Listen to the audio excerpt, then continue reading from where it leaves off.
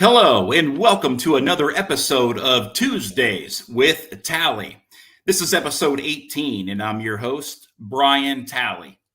The mission and the goal of this podcast is to bring an engaging conversation that will add value to the lives of everyday people. We will inspire, encourage, educate, and tell the stories of some of America's finest men and women in an effort to motivate you to live your life to its fullest potential. Be sure to follow us on social media and on Spotify. The online information and handles are all located on the scrolling ticker at the bottom portion of your screen. Be sure to like and share the program as well. You can also support the program by going to Anchor FM or Spotify and clicking the support button. Also, become a program sponsor today. Get your gear, products, merchandise, or services out to the general public. Program sponsorships include a custom written script to advertise your business to its fullest potential to get the results you're looking for. To learn more, email me today at thetallybill@gmail.com. That's thetallybill@gmail.com. Folks, we have a very special guest joining us on today's program. It's not every day you have an opportunity to speak to a man such as our next guest. Today, we welcome Marine combat veteran Corporal Ryan Garza. Garza was born and raised in San Antonio, Texas, and at the age of 21, he joined the United States Marine Corps and served 4 tours in Helmand Province, Afghanistan.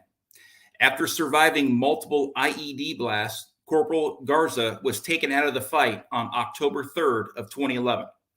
When the blast was so extreme, it ultimately led to the amputation of his right leg. After losing Marines from back-to-back combat deployments, from overdoses and suicide from the wounds of war, Ryan's life began to unravel. Ryan did anything and everything he could to find a way out of his suffering. He sought treatment from coast to coast. Between the treatments, hard work, perseverance, and resilience, Ryan's life began to turn around. He credits much of his success to his best friend and 4-time world champion kickboxer, Tim Lane. Ryan now has a book in motion to tell his story. Currently, he is in the editing phase, and the book is titled Disturbed Earth: My Journey from Guilt to Forgiveness, which he is hoping to have published by the summer of 2023. Ryan now lives in Colorado Springs, Colorado, where he attends multiple Wounded Warrior events to try to give hope to the world and show them that anything is possible. With that, we are honored to be joined by Corporal Ryan Garza, United States Marine Corps. How are you, brother? I'm doing very good. I'm thankful to be here and do this with you. I appreciate it. It's been an amazing, beautiful day. And, I'm just thankful to be here. My man, Colorado Springs. I spent half of my life in that area, Colorado Springs area, Woodland Park, Peyton. So I'm very familiar with where you're at. I actually graduated high school up the pass from where you're at right now, up in Woodland Park, and I know the area very, very, very, very well. And you know what? There's a lot of good training out there too, and I know you've been doing a lot of that lately. Oh yeah, it's been a blast. Moving here was one of the best decisions I ever made, and this year, my girlfriend Yahida and I were just getting into snowboarding, so it's been awesome.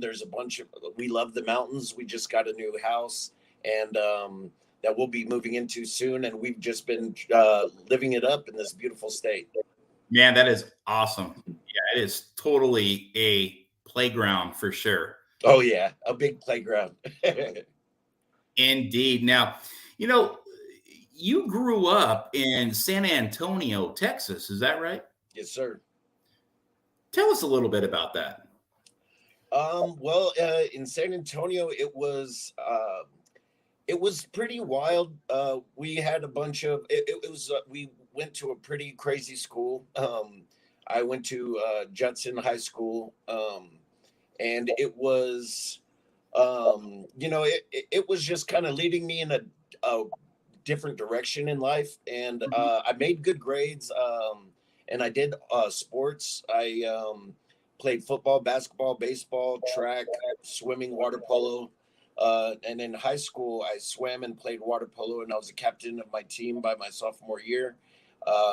Broke some record my freshman year at that high school, and I eventually wanted to go to school for psychology. I was a psychology major to help kids who kind of grew up at that kind of wild lifestyle and kind of help them get through it. And then something very traumatic happened, and it threw me completely off. And I got out of school, and that's what kind of led me in the direction to end up joining the military.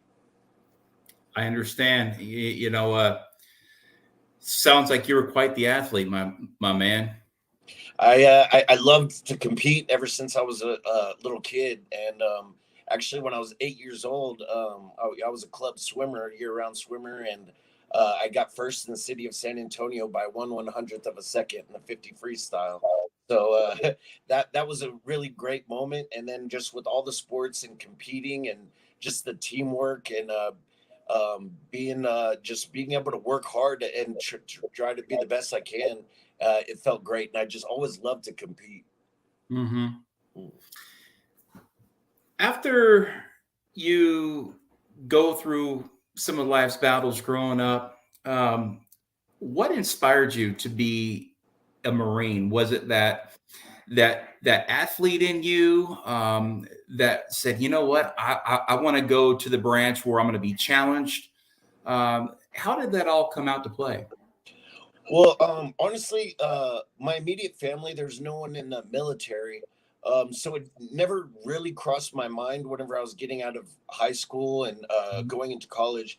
But before the traumatic thing happened, one day my brother, who at the time had a lot of struggles, and he had gained some weight and stuff like that. And one day I was on the computer working, doing some sort of homework assignment, and my brother was watching Full Metal Jacket, and one day he just stood up and said, "I'm going to join the Marine Corps."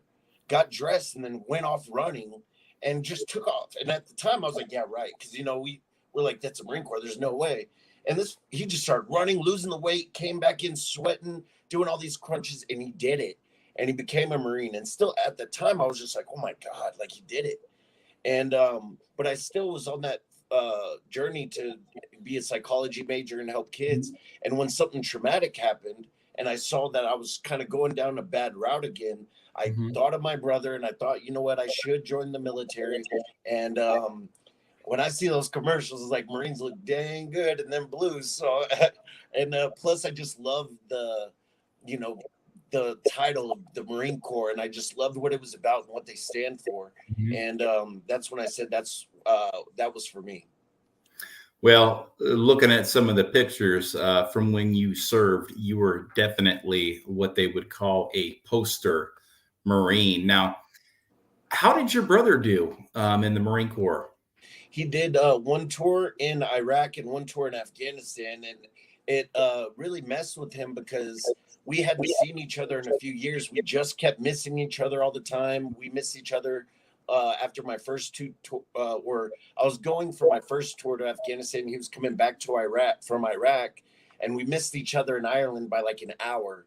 And so we always missed each other. And then he was actually replacing my unit when I got injured. So we were all excited. We were thinking maybe we'll be able to go on a mission together when we do our left seat, right seat, to kind of show him the ropes.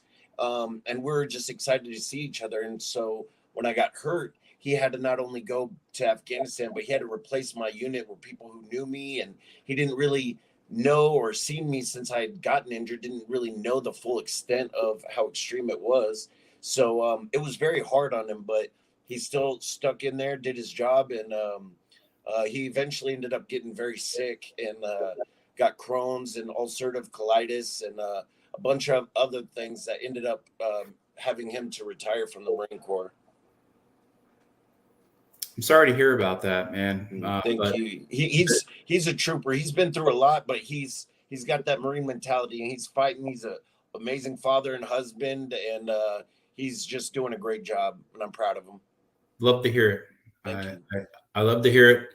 And that sibling love, man. You know, that brotherly love. That's what it's all about. And you know what? That's very inspirational too, to know that your brother was overweight, saw a commercial, and that commercial changed his life, or the movie, the Full Metal Jacket. Yeah. And we never would have thought, ever, we never would have expected it. And it was just boom out of nowhere. And, you know, that in a way saved my life, because if he wouldn't have done that, I might have not even thought that, you know, military might not have even crossed my mind. It's possible, but it was my brother that ultimately led me in the direction to become a Marine.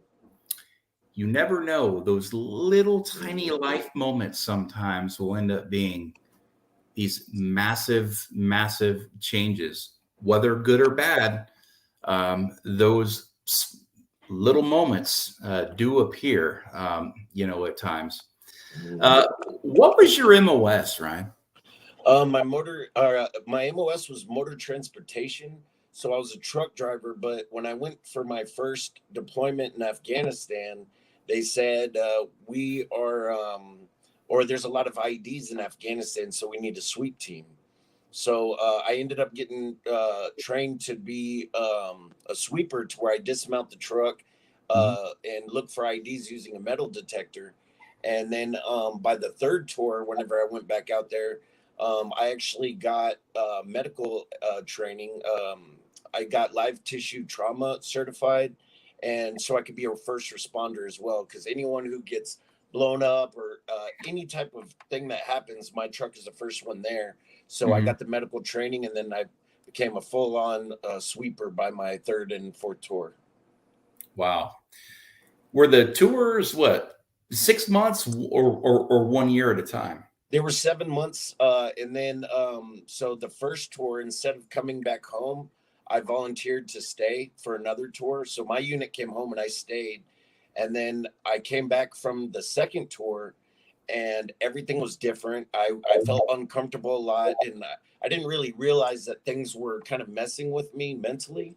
I just thought that I didn't like it there. And my staff sergeant from my original unit had asked if I would want to come back out with them and to train for other sweepers, and to just go back out there and do that job. And I said, yeah, of course.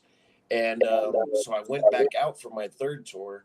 And then instead of coming back home, I rolled over again for the fourth one. And then that one, I only lasted a couple months before I was struck by the IED.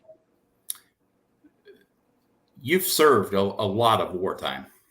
You know, four tours in 4 years. Can you describe a day, you know, what it's like in combat, from the time you wake up in the morning to your day-to-day operations until you get back to the to your base, you know, to your, you know, to where you sleep and stuff?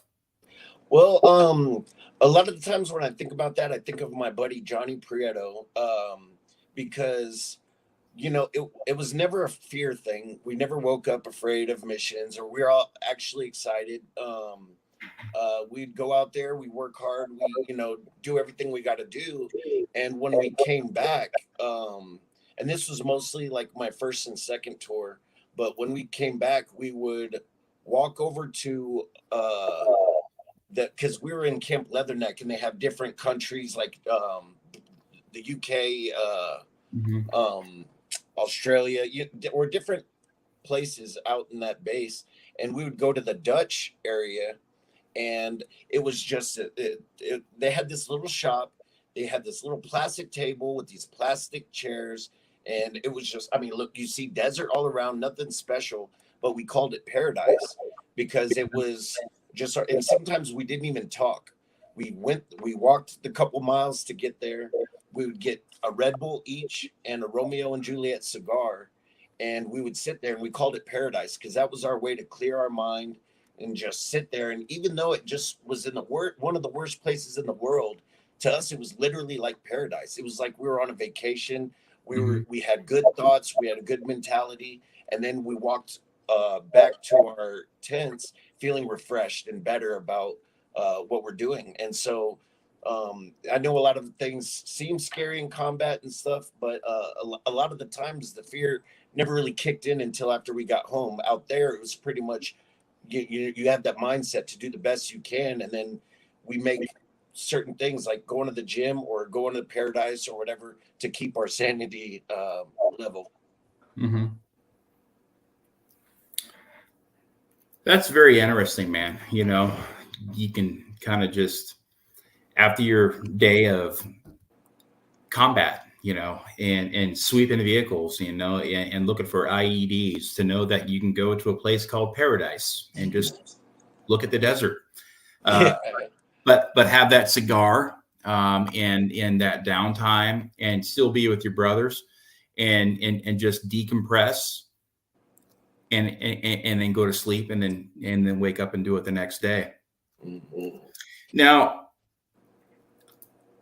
you know, we've spoke off air, you know, and again, I want to be as sincere and as genuine as I most possibly can. I'm a very transparent man. And I asked you if it was okay if we could speak about that day when you were wounded in action, you know, and you agreed. Would you like to explain a little bit about that day, you know, from the morning all the way into the engagement? Absolutely. Well, kind of have to go back to the mission prior to that. I had gotten blown up, and then I got back from that mission, and the first sergeant said he needed to talk to me and this and that, and I thought he was going to just see if I was okay. And from the blast, and I was like, yeah, I could talk down. He goes, well, just do your work and you could talk to me afterwards. Well, long story short, he wasn't seeing if I was okay from the blast. I had to find out that uncle I was very close to had taken his life, and it was extremely hard for me, and I took it really hard. And they actually said I didn't need to go on that mission, and that I could just take a break because I had just rolled over, you know, all this stuff. And so at first I was relieved, but the second that I went to just go rest, my mind was just rolling about like, man, if anything happened to one of my, it gives me goosebumps. If anything were to happen to any of my Marines, I'd never forgive myself. So it was just going in it. And then finally I just told him, you know what, I got to go on this mission. So I get up that day and I was ready. I was still dragging a little bit because it really killed me. You know, when you lose people overseas and stuff like that, it's heartbreaking and it rips you apart and it's hard, but it's kind of the name of the game. You know and expects things like that to happen. But when things happen back in the States, it hits you a lot harder because that's not supposed to be happening. It wasn't supposed to be like that. I was supposed to come home and hug my Uncle Ted and hear him laugh and all those things that I love to death about spending time with them, and it wasn't like that. So I was dragging a little bit, and then I met my driver, and he was an awesome guy named Brad Smith. And we ended up going. And the crazy part is on this mission, my door wouldn't shut all the way, and they have something called a combat lock that you know you could lock at the top of the door. Well, that kept falling off, so my door would swing open a lot. And normally I wouldn't care, and I just put the lock back on and then go about it. And I did it like multiple times, and then one time something didn't seem right, and I just had a bad feeling. And this has happened before, and I've never done this ever, but I had a bad feeling, and I was like, you know what? I got a ratchet strap, and I put it to the door, and then I hooked it to the gun turret up above, and then I strapped it down to where the door was sealed shut through that gun turret. And it was uncomfortable. It was going across my chest. It was miserable. But I just had a bad feeling. And about 5 to 10 minutes after I did that, we ran over an IED, and it blew up directly under me. And if I would have never done that, it would have crushed me, killed me, or tossed me out where there were other IEDs outside the truck, and I could have gotten killed from there. Or just if I did survive getting blasted out of the truck, then small arms fire and anything else could have taken me out. But by some guardian angels and act of God, something told me that you need to strap this door shut because something's about to go down. So what type of a vehicle were you in at the time? Were you in a 5-ton? I was in a 7-ton. I was a passenger in the 7-ton, and it blew up directly under me, completely crushing my right leg and just messing me. I was knocked out at first. It wasn't too long. Usually, if you get knocked out by getting blown up, you could kind of tell how long you've been out from how much sand is in the air. So if it's real thick of sand, you're probably just you're out for a couple seconds. But if it's starting to die down, you're probably out for a few minutes or whatever. We kind of range it from how much sand is in the air. Right. And then obviously, you're going through shock and, Yeah. and all this. What was the size of that convoy that you were traveling in that day? Oh man, honestly, during those my first tours, it was like 12 to 15, but on these convoys, there was times we had 120, 150 trucks. So with that one, I'm not sure because it wasn't all Marines. We had Jordanians, or Georgia. I forget what they're called, but then we had Army people. We had all kinds. So we had extremely big convoys, and I was the 56th truck. You were truck 56? 2 missions in a row, and I got blown up on both of those whenever I was truck 56. So 55 trucks went over that IED, including 30 vehicles of EOD, and or something around that, and that was during the time where they said we have EOD, we don't need a sweeper. And I was like, yes, we do. Yes, we do. So that time I wasn't sweeping. I was just a passenger in the truck. And yep, I was a 56 2 times in a row. So Incredible. I think the Afghanis were sick of me being over there. So what immediately happened after that explosion? I mean, obviously the convoy is going to stop, and they're probably going to, figure out, where to, secure the area and all that. They've got to get to you. They've got to, probably call in, a chopper. And, could you describe like what that was like? I mean, you're sitting there riding shotgun in a 7-ton, and 1 minute you're strapping, you got a ratchet strap, and then the next minute you're in and out of consciousness. Can you describe what that was like and what you were going through at that time? Well, I remember just the crushing blow, because we were just kind of laughing and chatting, and then it's that crushing blow, and then whenever I got out, when I snapped out of it, eventually I started trying to wipe out the sand out of my eyes and out of my mouth because it just covered, and so I was kind of doing that, and I was sideways because it blew up directly under me. So my driver was actually kind of above me. And after I kind of came to and started figuring out what was going on, getting all the sand out of my face, I looked up at the driver and I said, "Are you okay?" And he just kind of seemed in shock. He had gotten a concussion, a traumatic brain injury, but he was okay for the most part. And then that's whenever I heard he was okay, that's whenever I went back to focus on me. And that's when I realized that my leg was kind of stuck. And so whenever I was trying to pull it out, I just remember hearing the cracking in my leg and feeling it. And it was excruciating pain. And whenever I got it out of that situation, I was holding my leg up and I was shaking, and I was just telling him to call over the radio and let him know, I was telling him to throw the smoke, all this stuff, but we couldn't find our smoke to let them know that, I'm injured. Our radio was busted. And so we didn't have anything. And so everybody thought actually we were dead. It was a very big blast. And then, sure enough, after a long time, because I believe at that time we were in a very hot zone. So it took a very long time for them to get to us. And when they pulled my driver out, at the time I was in really good shape. I was very heavy, and I was down into the truck. So when they came to get me, they're like, "Hey man, you're a big guy. Can you pull yourself out? And then we'll get you. You can't go out of that other side. There's IEDs on that side." So I said, "Yeah." I grabbed the steering wheel and I'm pulling up, and I go, and all I could think about was just getting to that security vehicle. The pain was just excruciating. it wasn't a shock type of thing to where I wasn't feeling nothing.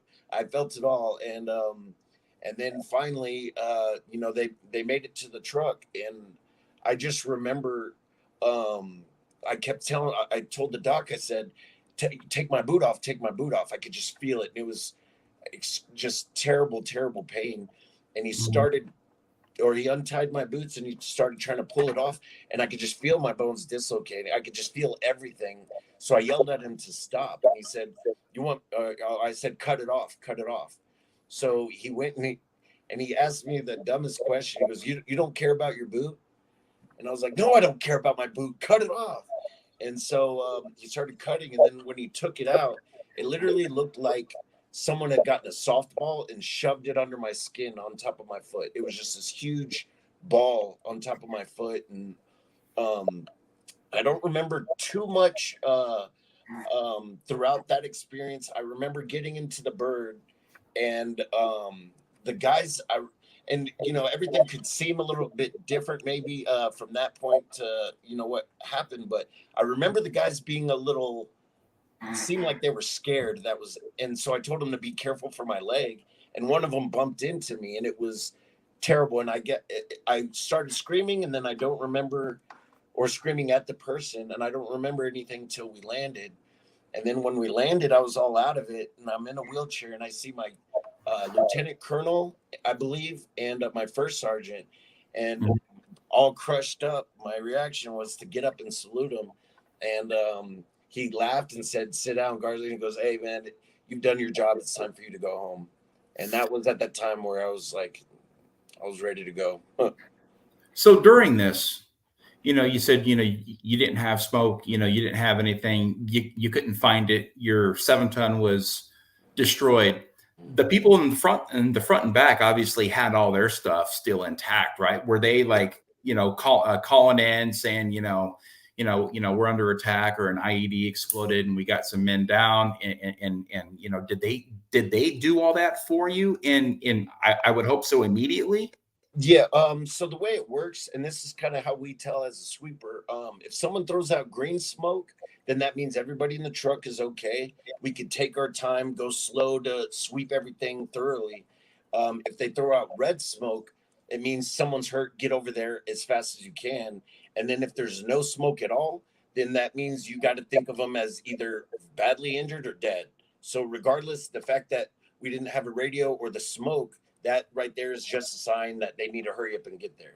So they're thinking KIA. Oh yeah, they. And a lot of the times when someone gets blown up, because we see it every mission multiple times. I mean, it was an everyday thing. Depending on how big the blast is, you can kind of tell for the most part if is it likely someone got hurt or whatever, and you count the trucks that you're in. You know what truck you are, and you kind of count the trucks to kind of figure out who it was. So a lot of my friends said that they counted and saw it was me, and it ripped them apart because they all thought I was dead. And it's just crazy. And actually, a little bit at the beginning of that tour, I don't remember the guy's name, but it was after a time that I had gotten blown up. And I was telling him a little bit about my story, and he called me Two Cat. He was like, man, because you got 18 lives, bro. He's like, you just don't die. And 56, stay away. Yep. Yeah. Yep. So he had me a little nickname as Two Cat, which I thought was kind of funny. Ladies and gentlemen, we're being joined by Corporal Garza, United States Marine Corps, who was wounded in action fighting for our great nation in Afghanistan. 4 combat tours in 4 years before he was wounded very critically in action and ended up losing his right leg as a result of it. Now, again, we sincerely appreciate you sharing that story with us, and I know your story is going to help so many people out there. And that's why I think that this is so important, for not you, but others as well, to make ourselves vulnerable, even though we're these big, bad Marines. It's always good to have that sensitive side, that side to say, you know what, we're all human here. and and we all bleed red, right? And so when things go down, sometimes some people may not understand how things actually work, or what those feelings are like, or what those smells are like. And I know you've been there. And again, uh, I sincerely appreciate that, in your service to our country. Now, we get back to the base, and here you are trying to salute everybody, and you're badly wounded. Explain to me what happened from that point on. From that point, we went to the hospital, and they said, "Would you like us to call your parents?" Or no, they said, "Would you like us to call your mom, or would you like to?" And I said, Mhm. first off, no one called my mom because she would have a heart attack. Yeah. So I said, I'll call my dad, and he'll be able to tell them, because my he's a tough guy. I mean, he'd been in the police force, he did SWAT team, did all the good stuff, and he's just a real strong person. So I knew he would take it well and be able to tell them. And then I remember all the times, like when my friends would get injured or something like that, I thought of them going back to the States in luxury. I thought they were going to be like having queen beds in the plane and all this stuff, and treated all good. And that was not the case. We were stacked 5 high on cots, Mm. all the injured, and then there was the severely injured in the beds. And I just remembered, you know, I wouldn't say feeling sorry for myself at the time, but I'm thinking, man, this is miserable. I'm on this top cot, strapped down. I'm in so much pain. The lady that was working around me, she was rude, and she had an attitude, and I just wasn't having it. But I remembered looking back at the people that were actually in the hospital beds, like they were out, all hooked up to a bunch of stuff. I didn't know what happened to them, but I remembered thinking, like, I almost teared up, because I was like, these people might not even know what's happened to them. What if they die? What if they don't make it? What if they just wake up missing limbs? Their family doesn't. And I started thinking of all this stuff, and I just wish, even though I was in a bad spot, I just wish I could have taken their spot and been there. And so they could, because it just ripped me apart to think that my brothers and sisters are going to wake up from to a complete nightmare, their whole life Mhm. changing. And so it made it very difficult flight home. And we made it to, I believe, somewhere in Virginia, and then from there, or we went to Qatar, then Germany, and then came back to the States, and eventually ended up at a Naval Medical Center in Portsmouth, Virginia. Interesting. So here you are. You're stuffed in what were you on? A 141, C-17, C-5? C-130, I believe. A Uh, C-130. Okay, so you got a C-130. hmm. I'm sorry. Go ahead. Oh, no, no. I was just saying, I believe it was a C-130. I'm not too positive. So you got a C-130, and they've got the wounded stacked in here. Like you said, in cots, all while Americans are waking up and going to work, and going about their daily schedule, and having a hissy fit about not getting their Starbucks right, or getting enough pumps of chai in their morning drink. And here you are going through real life struggle, and being wounded in war, and coming home, and such. I mean, really, at the end of the day, that's kind of an unsatisfactory way to transfer. I would say our wounded, in war back home, but that's what it is, folks. That's what it is.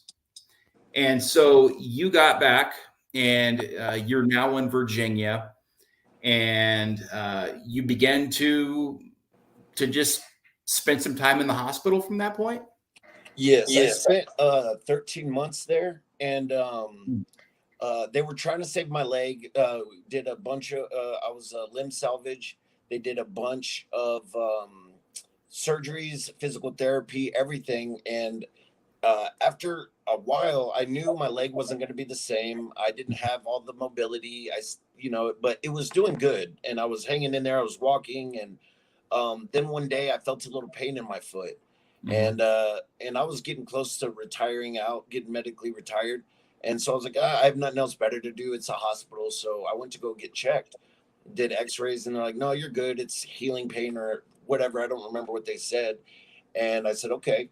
Then was hurting. It was hurting a little bit more, and they did injections and stuff, and it still was not doing it. And then I got like an MRI, and they said I was good, and then it kept happening. And so the third time I finally said, or they did a CAT scan, and that's when the surgeon came in and said, hey, your leg is messed up. It's just going to keep getting worse. I don't know how the doctors put it necessarily, but something about the cartilage in your bone or your foot and ankle are going to start dying away. So the screws and all that will start grinding together until you have nothing left. Mm-hmm. And spending all that time in the hospital was, sometimes I feel like I have worse PTSD from the hospital than I do overseas. Um, and so the thought of having to stay even longer was out of the question. So I said, you know what, I'm just gonna suck it up until I can't take it anymore. And so that's what I did. And Mm-hmm. I ended up getting medically retired in November of 2012, and I kind of sucked it up until February of 2015. And in between there, there was a Wounded Warrior event they asked me to attend, where we would go to Machu Picchu in Peru and also climb the Andes Mountains. And and I thought that they were crazy for asking me. And I said, my legs all jacked up. I had a bad attitude, and they were like, well, you could just try. You could stop at any time. This and this and this. And I was still thinking it was the dumbest thing in the world. And they were like, well, check this out. There's something called side sticks that you can use almost like crutches. It goes around your forearm, and it's off-road type of stuff, and you could use more of your upper body. So I was like, you know what, I'll give it a shot. Mm-hmm. And I'll never forget going through those mountains and thinking at the very beginning, there's no way I could do this. My leg is killing me. My leg is crushed. My arms are tired. I can't breathe. Like, there's no way I could do this.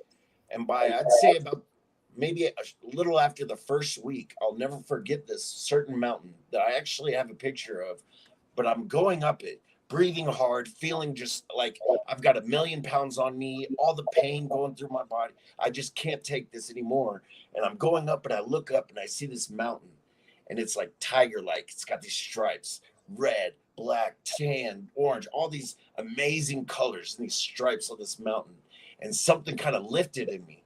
And I saw the glow of the sun right over the mountains. I mean, it was a beautiful moment, and something just lifted. It was almost like my guardian angels that had been protecting me all this time finally lifted me. And I'm looking up instead of looking down at the ground like I always am. I'm looking straight up, and it was like I was just floating up that mountain.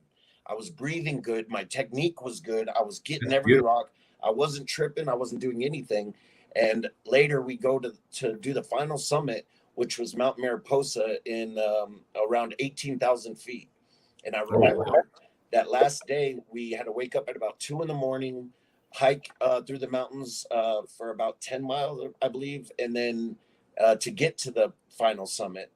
And whenever we got to the final summit, we had to put the ice shoes on or the spikes and get ready to go. And I remember telling we had teams of 3. I said, I don't care how hungry or thirsty you are.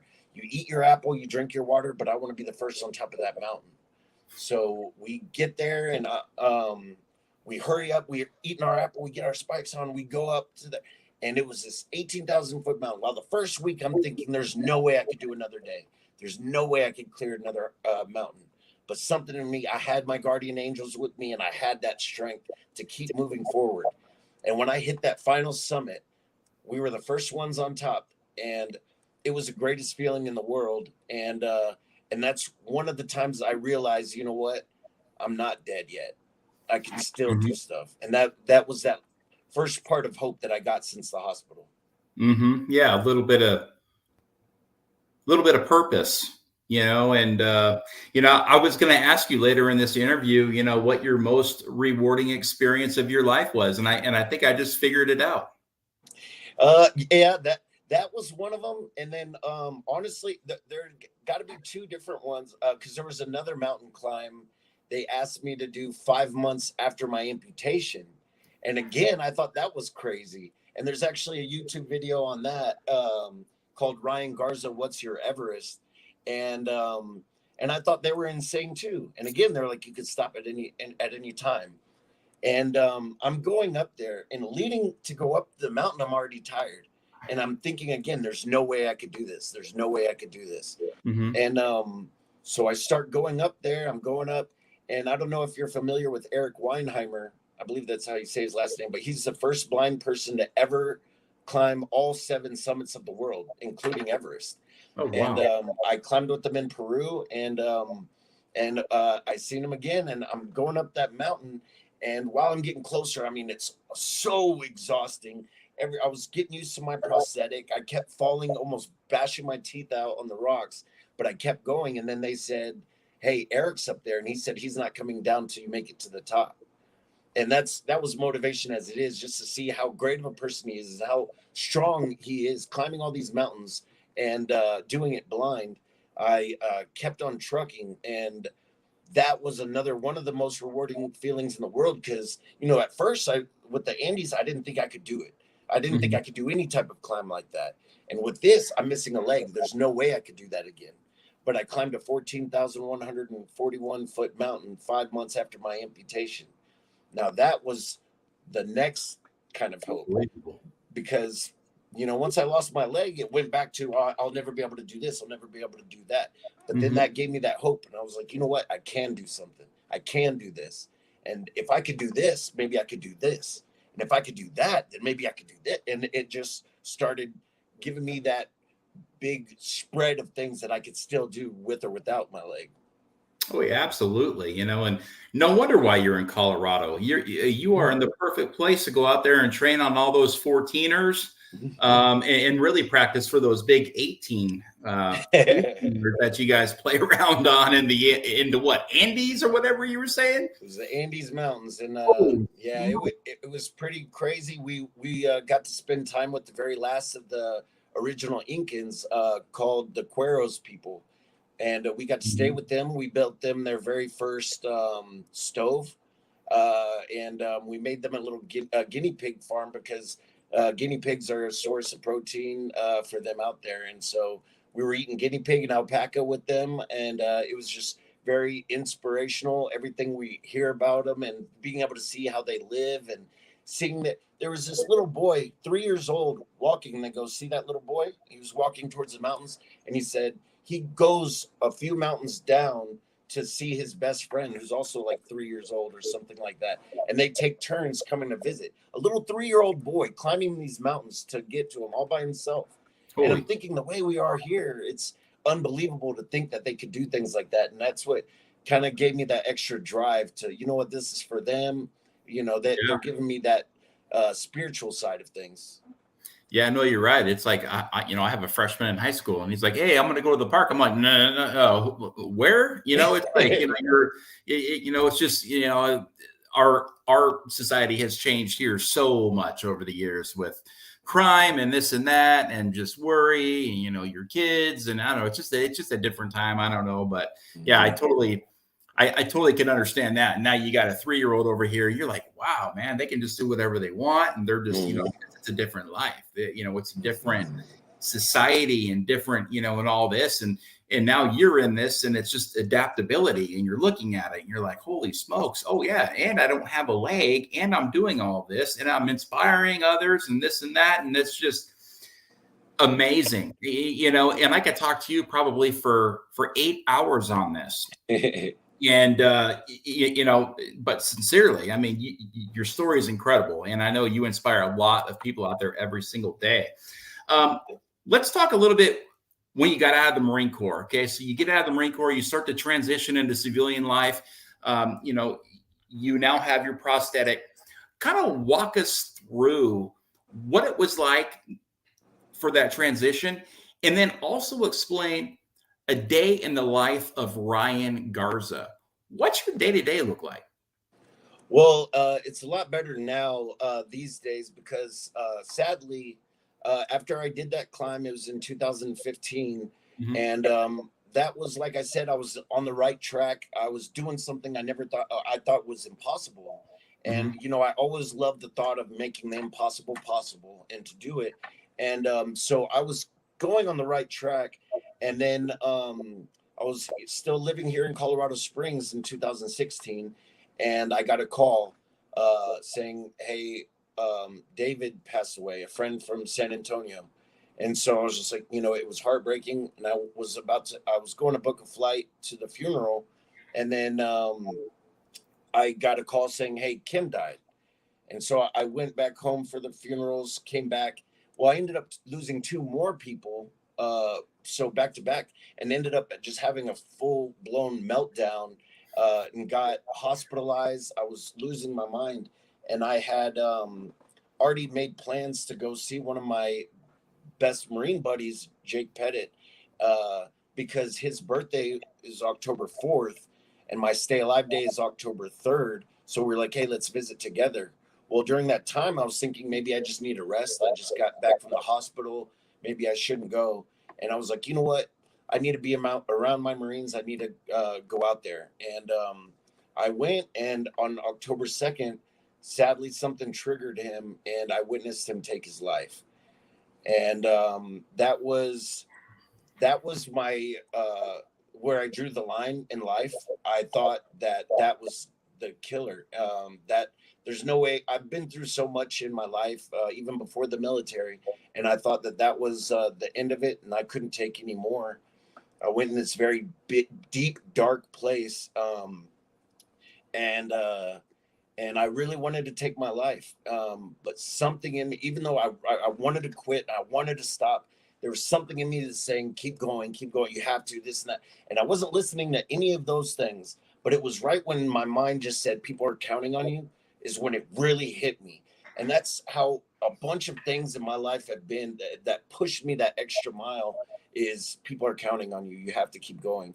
And when I thought of that, I picked myself back up and I started the search. And I was going to treatments after rehabs, vet programs, that I'm just searching for the answer. Um, and through a lot of help in different places, coast to coast, I finally started getting on the right track. And then with my best friend, Tim, Bring the Pain Lane, 4-time world champion kickboxer, we decided we were going to write a book or books, and we were at a brain treatment, and we're writing our books, we're going at it, and I mean, we're working hard at it. And then we ended up linking up with Antonio White, aka Pitch Freaks, who's a publisher, and does $1 million pitches and all that, and he helped us. So it was all three of us writing this book. And I will never forget, the publisher said, you know what, anybody could tell their life story, you have to give something back in a way. And so I was trying to figure it out, and I was thinking, all this searching that I did, and I'm just fighting to find an answer, I couldn't find 100% answers all the time. There's always something missing. So I decided to create. And so I created a 5-step process using similar steps I used to sweep for IEDs. And I use that in my everyday life. And I speak about that in the book. And so since then, and then we had finished the book and things were going great. And sadly, Tim took his life, and he was the best friend I've ever had in my entire life. He was my mentor. He has helped me in so many different ways. Him and Randy Couture actually set up like a fundraiser type of thing, a sweepstakes, to earn money to get me a brain treatment. And they did something to where we went on a video call, and Randy gave autographs and stuff like that to the winner. So it was very amazing. So when losing Tim, it destroyed me again. And then that's what brought me and my girl together. and she's been the greatest thing that ever happened to me. And so today on my daily things, we wake up every night and every morning. I thank God for her, and that's no joke. Every single morning and every night, I thank God for that girl. She really pulled me out of a very dark place, and so we get up, we go to an indoor rock wall climbing thing, we go to the gym, and we just work on pins, and we do a bunch of wounded warrior events and try to stay motivated and try to show the world that there's hope out there. And even if you've got your injuries, or if you have TBIs or PTSD, because she's a combat Marine as well, did a tour in Iraq and Afghanistan. And to be able to go to these events and pull people out of that shell is the most rewarding feeling, because I was there. We were both there to where we were looking for answers. We didn't have it. So when we do these events, we try to motivate them the best we can to show them it's okay to be happy again. It's okay to leave that dark spot for a while. You're free. Try something you don't know how to do and be great at it. Even if you're not the best, I mean, you're doing something you never thought you could do. And that's what drives us to be the best at whatever we're doing, and work hard, show gratitude. And that makes us very happy people on a day-to-day basis. We for sure still have our struggles, we have our hard times, but as I said, the pin making that I had started a few years ago has definitely helped our mental health still to this day.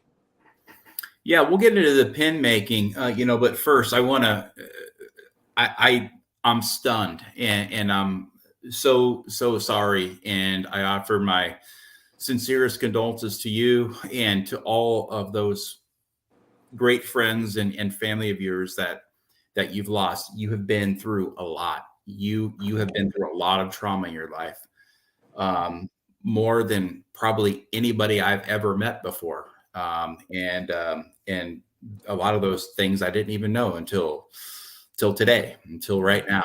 And I don't know what to say other than I'm very sorry that you've had to go through all this. But things happen in our lives, and we all don't understand why at times. And then perhaps one day we may find out, and perhaps one day we may not ever find out.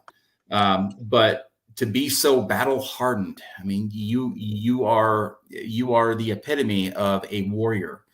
And you're strong, and you have a great girlfriend and Jahira, and you guys are a great team, and I see you guys on Facebook, out inspiring and motivating the world, whether you're jet skiing or surfing on the lake, or playing basketball in your wheelchair, whatever it may be. It's absolutely incredible. And to see her just fit right into your life, it's almost as if it's a puzzle piece. It really is. As if it's a perfect fit. And perhaps she is that perfect fit.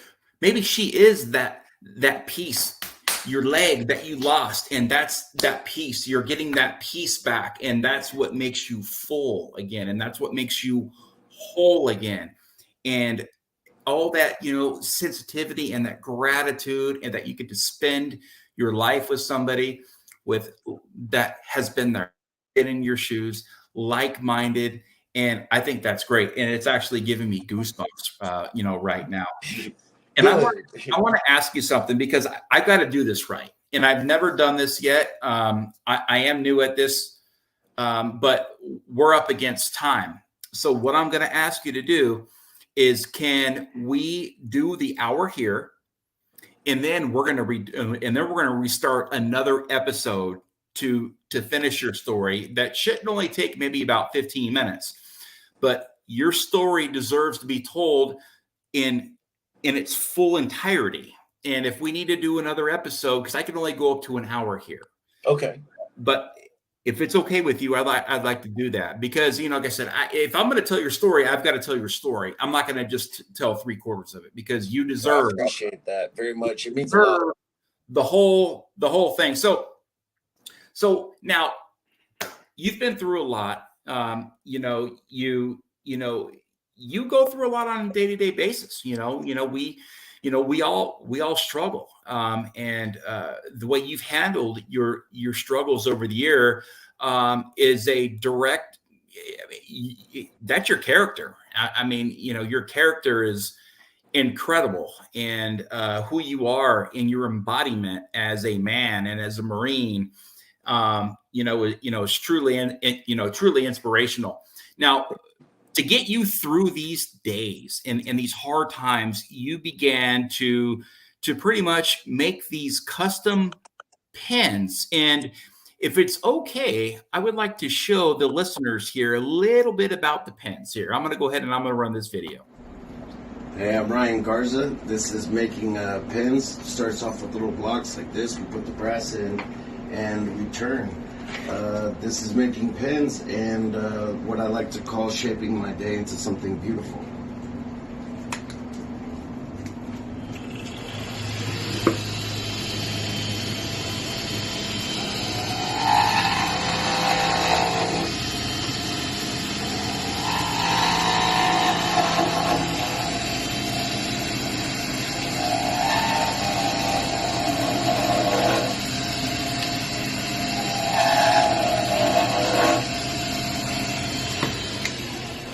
Going over certain steps to make these pens have actually saved my life on multiple occasions.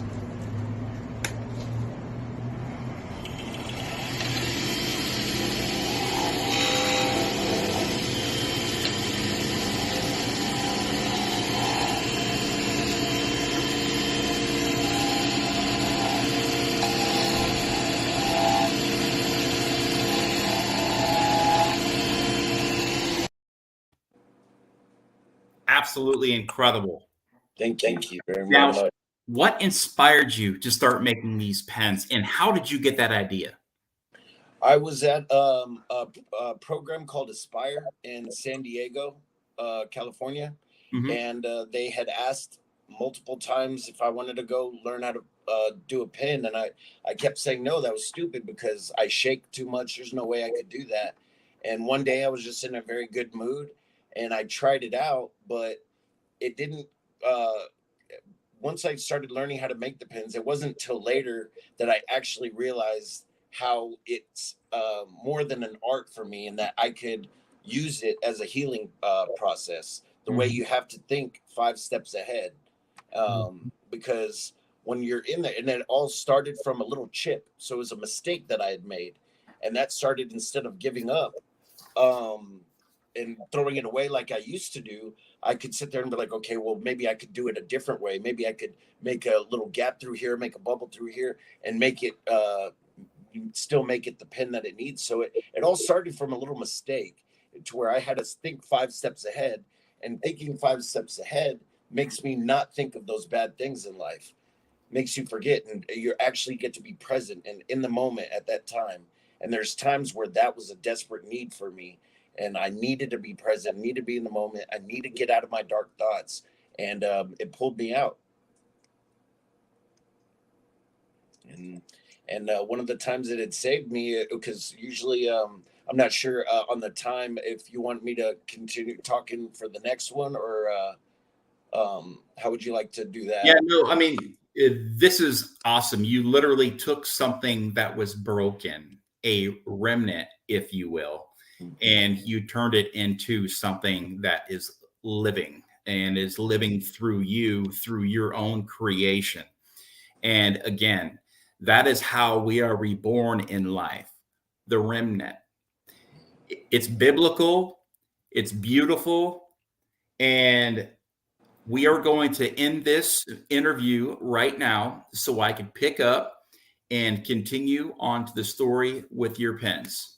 Thank you so much. Over on the next broadcast.